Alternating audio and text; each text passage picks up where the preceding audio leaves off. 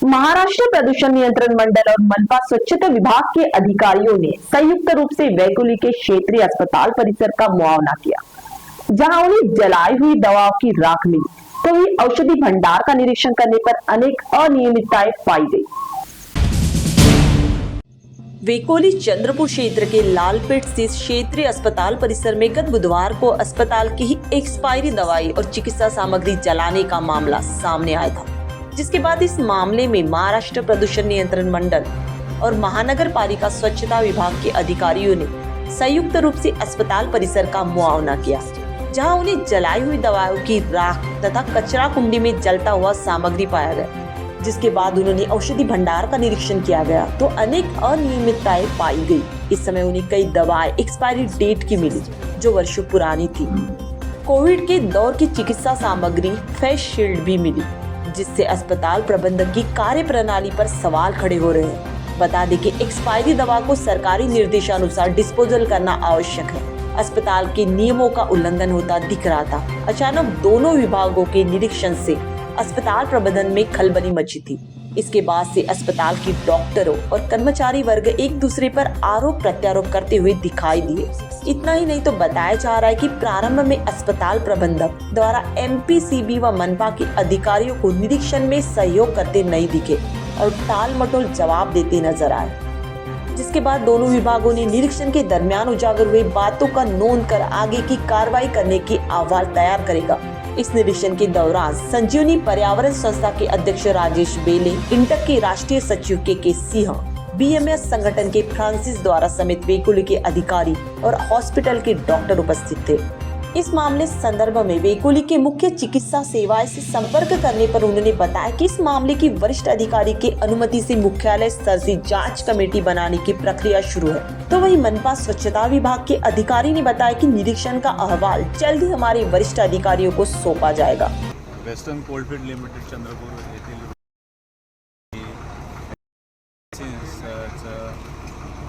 बाहेर डस्टबिनमध्ये ते जाळत आहेत म्हणून त्यानुसार आम्ही तिथे चौकशी केली असता आम्हाला काही तिथे आधीच जळलेला होता काही भाग आणि त्या मेडिसिन्स आम्ही फोटोज वगैरे घेतले आणि त्यांचा एक्सपायरी मेडिसिनचे स्टॉक्स चेक केलेले आहेत। त्यांनी काही एक्सपायरी मेडिसिनचे स्टॉक त्यांनी नियमाप्रमाणे त्या MIDC येथील बायोवेस्ट मेडिकल कंपनीकडे डिस्पोज करायला पाठवलेला।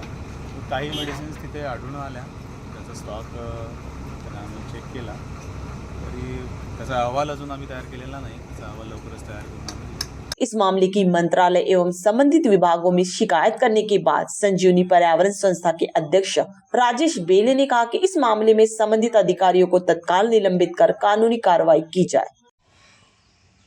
3-4 दिन पहले या मेडिकल वेस्ट जलाया गया, उससे घातक रासायनिक वायु प्रदूषण हुआ और घातक रासायनिक वायु चंद्रपुर और यहाँ के आजू बाजू के नागरिकों के स्वास्थ्य को हानि पहुंचाने वाला था।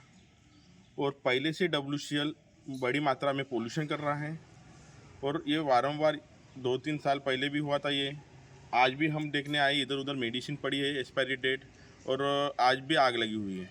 ये एक शोकांतिका है कि मुख्य प्रबंधक रेड्डी साहब, उनसे बात हुई, उन्होंने कुछ भी एक्शन नहीं ली। हमारी मांग है मुख्यमंत्री साहब से और कोल इंडिया से, क्या रेड्डी साहब पे फौजदारी गुना दाखिल करके निलंबन की कार्रवाई की जाए और मुख्य आरोग्य अधिकारी नागपुर में जो बैठते हैं उन पे तो फौजदारी गुना दाखिल करके आजीवन कारावास की कार्रवाई की जाए। तो फिर लाखों की मेडिसिन बुला के भ्रष्टाचार करना और या बड़ी मात्रा में करोड़ों रुपए साल का वेतन दे के फुकट में पालना, ये जनते का पैसा टैक्स रूपी, ये अन्याय सदा ही बर्दाश्त नहीं करेंगे हम। जब तक इन पे कार्रवाई नहीं होती तब तक इटक के सिंह जी के साथ मैं खड़ा हूँ और इन पे कार्रवाई नहीं हुई तो मैं भी आंदोलन में सहभागी होऊंगा। इस मामले में कार्रवाई की मांग को लेकर पिछले 2 दिनों से अस्पताल परिसर में ही डेरा डालकर बैठे इंटक के राष्ट्रीय सचिव के सिंह ने कहा कि जब तक वेकोली प्रबंधन द्वारा संबंधित अधिकारियों पर कार्रवाई नहीं होती, मैं यहाँ डेरा डाल बैठा रहूंगा। ऐसा है जिस मुद्दे को हम लोगों ने उठाया है, जो चंदपुर जिले ऐसे प्रदूषित जिले के लिए बहुत महत्वपूर्ण था, उस मुद्दे पे हम लोग बात कर रहे थे। प्रबंधन का सहयोग न मिलने के कारण सबने सहयोग दिया, यहाँ के पत्रकारों ने दिया, यहाँ के सामाजिक संस्था पर्यावरण पे राजेश बेले जी ने उस पर चिट्ठी लिखा मंत्रालय में, और सबने दबाव बनाया। तो यहाँ के स्टेट के अधिकारी आए, कल इंस्पेक्शन हुआ और बहुत सारी खामियां ज्वलंत उनके सामने देखी गई। जलती हुई दवाइयाँ, उसके अवशेष नीचे पड़े हुए, और जब बड़े मुश्किल से ताला खोला गया स्टोर का तो वहाँ बेहिसाब दवाइयाँ और ग्लोव्स एक्सपायरी वहाँ पे पड़े गिरे मिले। अभी भी जो हम लोग की मांग है उसके अनुरूप अभी भी सब चीज़ नहीं दिखाया गया। और जो सबसे अहम है रजिस्टर, जिसमें एक्सपायरी डेट की जानकारी मेंटेन करनी पड़ती है, वो नहीं दिखाया गया। इवन जो स्टेट के अधिकारी आए गए थे उनको भी नहीं दिखाया गया। गोरख धंधा तो है, खुलेआम सामने आया है, और एक प्रेशर बनाने की नीति से, दबाव बनाने की नीति से हम यहीं बैठ गए और रात भर रहे हैं। कई सम्मानित अधिकारी भी आए हैं, निवेदन भी किया, लेकिन हम उसको अनसुना कर रहे हैं। और ये हम लोगों ने निश्चय किया ही हुआ है कि जब तक सही रूप से जांच नहीं होती है, दोषियों पे कार्रवाई नहीं होती है। विशेषकर मेरा मानना है कि जिस प्रकार से महिला अधिकारियां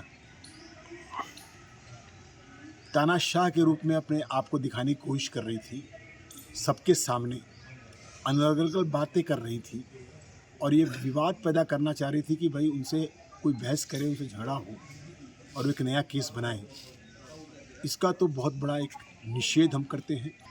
तो ये पब्लिक सेक्टर है, उनको हर मजदूर के, हर व्यापारी के दिए हुए टैक्स से वेतन मिलता है। वो कस्टोडियन है, यहाँ के मालिक नहीं है। ये समझना पड़ेगा, इसलिए कार्रवाई होना जरूरी है। बीएमएस कामगार संगठन के फ्रांसिस द्वारा ने कहा कि इस तरह के कार्य करने वालों की जांच कर कंपनी और कामगारों का नुकसान करने वालों पर कार्रवाई होनी चाहिए। क्षेत्रीय अस्पताल चंद्रपुर क्षेत्र में मैं आज दोपहर में किसी काम से आया तो मुझे पता चला कि के सिंह जी यहाँ पर धरना लेके बैठे हुए हैं। जिस विषय पे वो बैठे हुए थे, मुझे 1-2 दिन से वैसे भी खबर आ ही रही थी।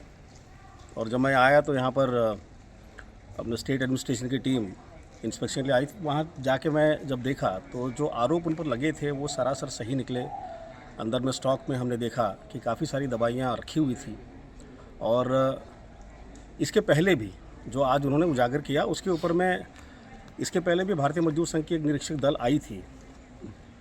तो उस समय जब हम लोगों ने निरीक्षण किया, उस समय भी निरीक्षण के दौरान कुछ सवालों के लेके डॉक्टर मैडम्स ने एक व्यक्तिगत रूप में अपने ऊपर ले लिया, और फिर बाद में जो विवाद खड़ा किया उससे वो निरीक्षण का जो पर्पस था वो डिफीट हो गया।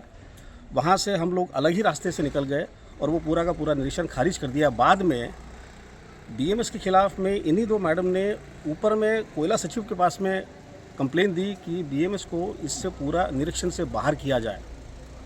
और आज जो हमारी आशंका थी, जो शक था हमारा, आज वो के सिंह जी के आज इंस्पेक्शन में जो उन्होंने करवाया या स्टेट एडमिनिस्ट्रेशन आई, वो एकदम प्रूव हो गया कि यहाँ पर स्टॉक या एक्सपायरी मेडिसिन का जो स्टॉक है वो बहुत ज़्यादा है, उसमें बहुत ज़्यादा इरेगुलरिटी है।